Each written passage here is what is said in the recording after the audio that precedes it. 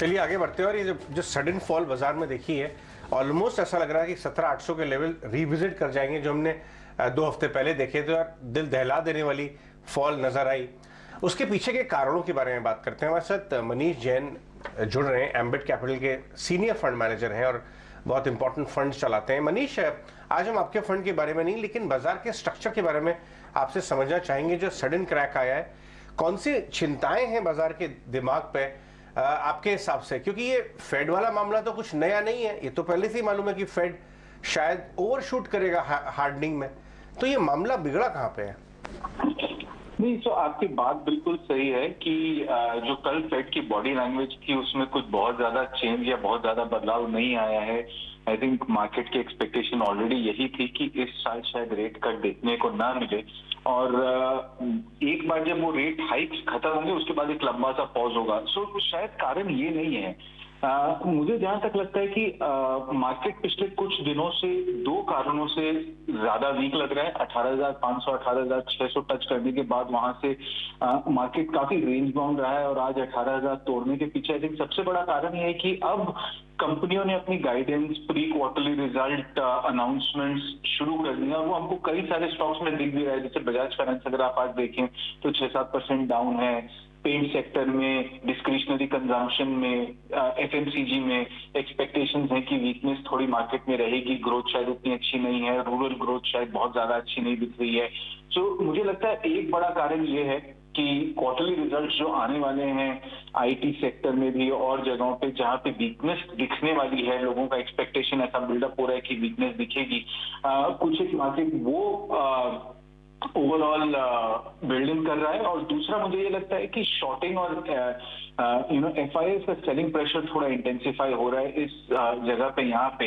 And पिछले महीने का अगर आप डीआईआई का नंबर भी देखें तो net of FII, net of SIPs, overall net outflow था। तो मुझे लगता है कि यहाँ से भी मार्केट आगे अगले 1 से 2 महीने तक, जब तक कि बजट, अगली आरबीआई की मीट, ये सब इन decisions out of the way थोड़े नहीं हो जाते, तब तक मार्केट इसी तरह वॉलेटाइल और इसी तरह रेंज बाउंड रहने वाला है, ऐसा मेरा व्यू बन रहा है। Okay, alright. सो मनीष, ये बड़ी रीजंस आप बता रहे हैं कि जिस वजह से मार्केट में इस वक्त क्रैक देखने को मिल रहा है, लेकिन हालांकि ये सवाल थोड़ा टेक्निकल जरूर है। टेक्निकल लेवल्स यहाँ पर बात ये की जा रही है कि अगर यहाँ से 100 डीएमए को भी अगर तोड़ देता है निफ्टी, शायद बात 200 डीएमए की भी हो रही है कि उसे भी ब्रेक करता है, तो हम नीचे के लेवल्स, काफी लोअर लेवल्स रिविजिट कर लेंगे। कितना डाउनसाइड ओपन हो सकता है?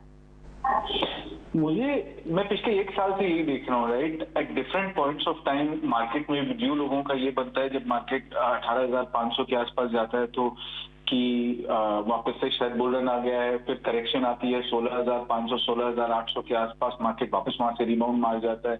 सो मुझे ये लगता है कि जब तक सारा मैक्रो इकोनॉमिक एनवायरनमेंट सेटल नहीं हो जाता, आरबीआई फेड की टाइटनिंग नहीं सेटल हो जाती, इन्फ्लेशन कंक्लूसिवली अंडर कंट्रोल नहीं आ जाता, बजट कैसा रहेगा, क्या डायरेक्शन में, कैसी स्पेंडिंग रहेगी, रूरल पे कितना फोकस रहेगा, ये सारी अनसर्टेनिटीज जब तक नहीं चली जाएगी तब तक मुझे ये लगता है कि मार्केट रेंज बाउंड रहेगा। मार्केट इसी तरह 17,000 16,800 से लेके 18,500 के बीच में यो करता रहेगा, इसी तरह ऊपर नीचे चलता रहेगा।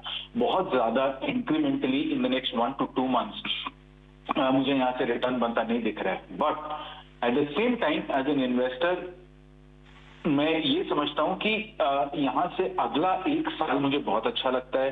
फंडामेंटली इकोनॉमी बड़ी स्ट्रांग है। अगले साल भी FY24 में हम 6% प्लस जीडीपी ग्रोथ रेट करेंगे। निफ्टी की अर्निंग एक्सपेक्टेशन 15% के आसपास है। सो अगर मार्केट में करेक्शन आता है तो मैं उसे as a buying opportunity use करूंगा rather than panicking, because fundamentally India शायद कंप्लीटली डीकपल्ड तो नहीं है बट इंसुलेटेड जरूर है एक्सटर्नल प्रेशर से। जी, गुड आफ्टरनून मनीष। ये सही कहा आपने, रेंज बाउंड है इस वक्त और गिरावट ज्यादा हावी हो रही है, और जब गिरावट बाजार में हावी होती है डिफेंसिव्स की तरफ मुड़ते हैं लोग, और ऐसा ही हो भी रहा है। अगर आप देखें Nifty FMCG, Nifty pharma space है जो कि टॉप सेक्टोरल इंडिसेस इस वक्त नजर आ रहे हैं। क्या डिफेंसिव की तरफ बढ़ने की आप राय देंगे, और साथ ही ग्रोथ वर्सेस वैल्यू में आपकी नजर कहाँ होगी? पिछले साल जो आपने कहा वो जरूर हुआ था। और वो हमें PSU banks versus private sector banks के परफॉर्मेंस में भी दिखता है। पीएसयू बैंक्स ने 80% रिटर्न दिया है, वाइल प्राइवेट सेक्टर बैंक्स ने 20-25% ही रिटर्न दिया है, जबकि loan growth, asset quality, right, NIMs across the board सबके सही ही रहे हैं। ऐसा नहीं है कि कोई परफॉर्मेंस में बहुत मेजर या वास्ट डिफरेंस था। सो मार्केट का डिफेंसिवनेस नजर आता है, और उसके पीछे सबसे बड़ा कारण मुझे जो समझ में आता है वो ये कि जब एफआईआई बेचते हैं तो वो ग्रोथ ओरिएंटेड स्टॉक्स बेचते हैं, और जब डीआईआई खरीदते हैं तो वो वैल्यू ओरिएंटेड स्टॉक्स खरीदते हैं, और शायद यही पिछले साल हुआ था। बट मैं वैल्यू या ग्रोथ का पैराडाइम अलग अलग नहीं समझता, बट मुझे ये समझ में आता है कि एज एन इन्वेस्टर आपको ग्रोथ एट रीजनेबल प्राइस देखना चाहिए। सो कंपनियां जहां पे प्रॉफिट ग्रोथ है एंड वो अभी स्टॉक प्राइस में बिल्ट इन नहीं है, उस टाइप के स्टॉक देखने चाहिए। सो कहीं ना कहीं आपको ग्रोथ और वैल्यू को बैलेंस करना पड़ेगा, बिकॉज रिमेंबर वैल्यू बाइंग हमेशा सिक्लिकल होती है। ये एक क्वार्टर में खत्म हो जाएगी, फोकस ग्रोथ के ऊपर वापस आ जाएगा जैसा ये एफआईआई का इनफ्लो वापस इंडिया में आना शुरू होगा। सो मैं consistently over long term value buyer नहीं हूँ, बट मैं वैल्यू और ग्रोथ का बैलेंस्ड बायर रहूंगा हमेशा। मनीष, एक आखिरी सवाल, ये जो पॉइंट आपने बोला, अगर एफआईआईज की सेलिंग एग्रीवेट होती है यहाँ से अगले कुछ महीनों में, पिछले साल तो हमने देखा पूरा एफआईआई आउटफ्लो डोमेस्टिक इन्वेस्टर ने एब्जॉर्ब कर लिया, क्या आपको वो ही ट्रेंड इस बार भी प्ले आउट होता नजर आता है? क्योंकि आप बहुत सारे डोमेस्टिक इन्वेस्टर से बात करते होंगे अपने फंड के लिए भी, अदरवाइज भी, या आपको ये फियर हो ये भी एक रिस्क है कि शायद उस मात्रा में एब्जॉर्ब ना हो, उतनी तेजी से डोमेस्टिक इन्वेस्टर्स ना आए जैसे एफआईआईज सेल करें? पिछली बार तो हो गया था।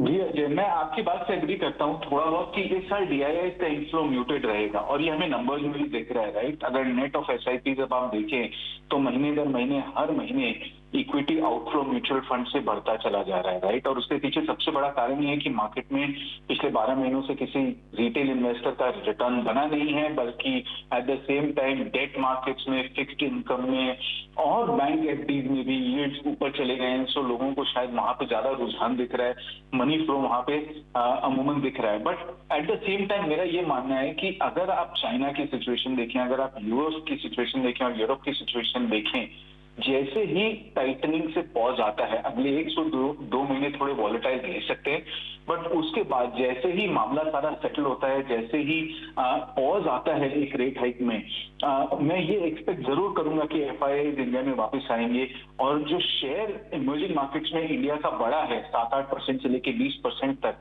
ओवरऑल फ्लो में, वो मेंटेन रहेगा। मुझे नहीं लगता कि यहाँ से चाइनीज इकोनॉमी बहुत जल्दी रिबाउंड मारेगी या यूरोपियन इकोनॉमी बहुत जल्दी से यहाँ से रिबाउंड करेगी। सो इन दैट सेंस अगर इस साल भी एफआईआई फ्लो इंडिया में नहीं आएगा तो मैं बहुत सरप्राइज रहूंगा। मेरी उम्मीद यही है कि इस साल एफआईआई इंडिया में नेट बायर्स रहेंगे और काफी अच्छी मात्रा में बायर्स रहेंगे।